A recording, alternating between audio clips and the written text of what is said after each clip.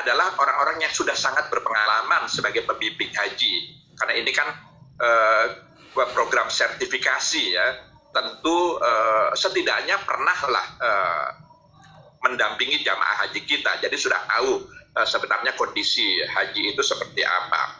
Maka sebenarnya yang ingin saya sampaikan sebagai akhir dari paparan ini adalah dua hal itu. Pertama, kembali lagi niat, menurut saya itu modal utama bagi kita, karena semua hal itu ada di kita. Jadi bagaimana ego kita, karena melayani itu harus berada pada posisi di atas yang dilayani. Karena kita kan melayani itu memberi, gitu. Orang memberi itu posisinya dia sebenarnya di atas dari yang diberi. Jadi ini yang salah kaprah. Kita seringkali menganggap rendah pelayan. Orang yang melayani kita itu seakan-akan di bawah kita. Padahal itu salah sama sekali menurut saya. Orang yang melayani kita itu sebenarnya dia posisi di atas kita karena kita yang dilayani gitu. Yang melayani itu kan yang memberi. Tangan di atas itu kan lebih baik daripada yang di bawah. Nah, poin yang ingin saya sampaikan sebagai pembimbing haji, sebagai orang yang melayani jamaah haji, pertama yang harus kita benahi adalah diri kita sendiri, khususnya terkait dengan ego kita. Kita harus rendahkan, turunkan serendah mungkin ego kita. Ego kita tuh maksudnya orientasi untuk kepentingan diri sendiri. Jadi sudah abaikan, hilangkan, tanggalkan kepentingan diri sendiri, karena kita sedang ingin melayani kepentingan orang lain gitu. Jadi ini yang pertama harus betul-betul ditata betul mental kita, hati kita, jiwa kita.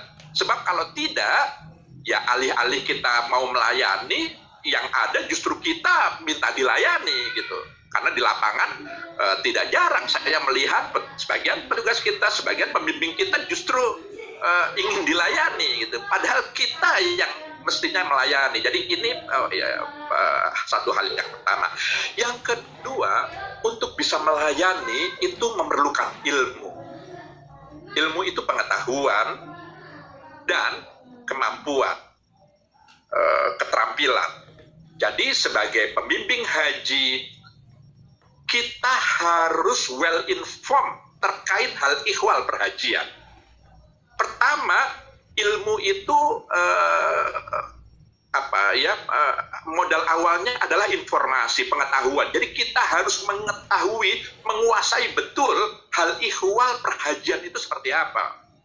Tadi itu syarat sebagai pembimbing, dia harus tahu masalah jamaah itu seperti apa, dan dia harus tahu apa harapan-harapan jamaah itu seperti apa. Maka semua prosesi haji itu harus kita kuasai, dan untuk tahu maka diperlukan ilmu untuk mengetahui, tahu apa kenyataannya, masalahnya, juga tahu bagaimana cara mengatasinya, dan semuanya itu diperlukan ilmu. Dan kita tahu kita tidak pernah bisa berhenti untuk mencari ilmu. Saya pikir itu dua hal saja. Dan terakhir tentu sebelum diakhiri, saya merasa bersyukur, saya amat sangat berterima kasih kepada para pembimbing haji, karena indeks kepuasan jamaah haji kita yang dari tahun ke tahun meningkat itu karena kontribusi para pembimbing haji kita yang luar biasa.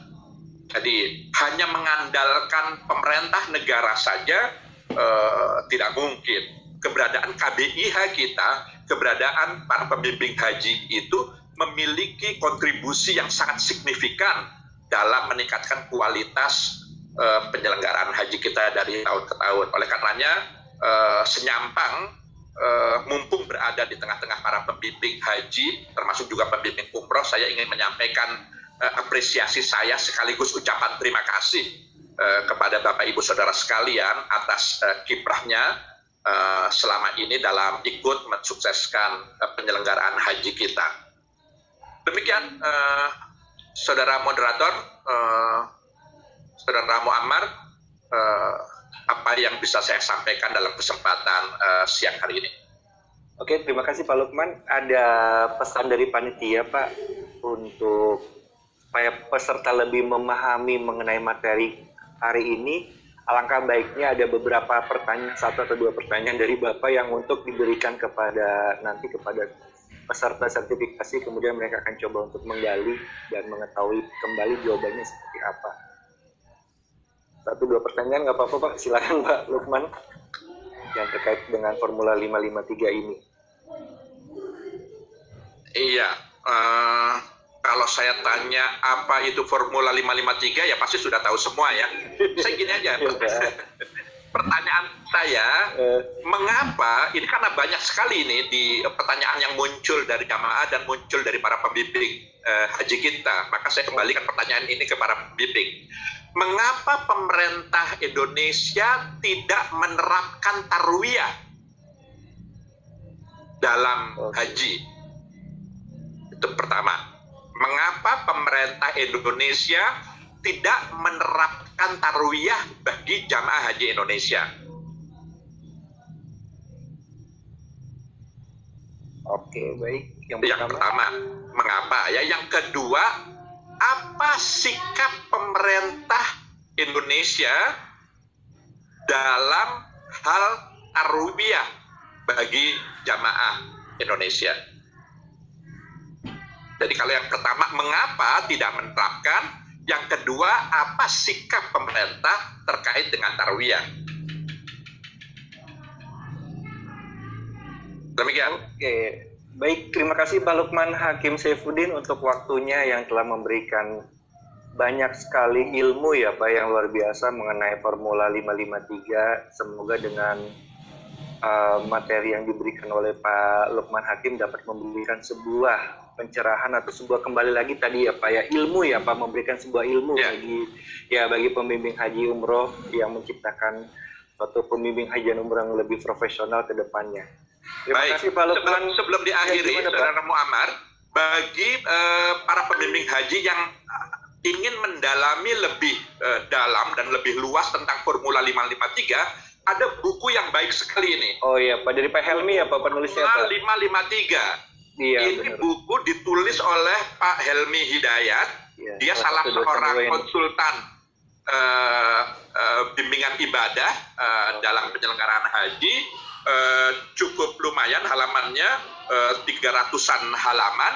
Buku ini disusun berbasis implementasi nyata bagaimana penyelenggaraan haji dilaksanakan oleh pemerintah Indonesia. Jadi ini buku sangat membantu pemahaman kita terkait dengan penyelenggaraan haji secara umum dan secara khusus implementasi Formula 553.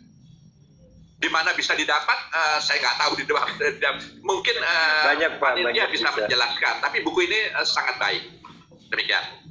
Oke, itu mungkin untuk menjawab tadi ya beberapa pertanyaan yang saya skip karena misalnya dari Bu Junda pertanyaan yang dia menanyakan kembali mengulas mengenai masalah Formula 553, mungkin itu jawabannya ya Bu ya. Bisa beli di tadi buku yang ditulis oleh Pak Helmi Hidayat, salah satu dosen UIN juga. Kalau nggak salah launching bulan Oktober 2019 ya Pak Lukman ya? Betul ya, 2019. Iya, 2019. Jadi ya mungkin bisa bagi peserta untuk mencoba untuk membeli bukunya itu kalau untuk lebih menggali lebih dalam mengenai Formula 553 itu. Baik, makasih Pak Lukman Saifuddin untuk waktunya. Boleh foto dulu Pak? Silakan. Foto, silakan. Dan untuk peserta nanti dipersilakan untuk istirahat dan akan kumpul kembali pada pukul 16 atau pada pukul 4. Oke, silakan panitia. Oke, 1, 2, 3. Sekarang slide 2 ya Pak. 1, 2, 3. Slide ketiga, Bapak Rojali udah paling semangat itu. 1, 2, 3. Oke, terima kasih Pak Lukman. Terima kasih. Baik, terima kasih kembali. Terima kasih Pak Lukman. Terima kasih kepada seluruh peserta. Kita akan kembali lagi nanti pukul 6.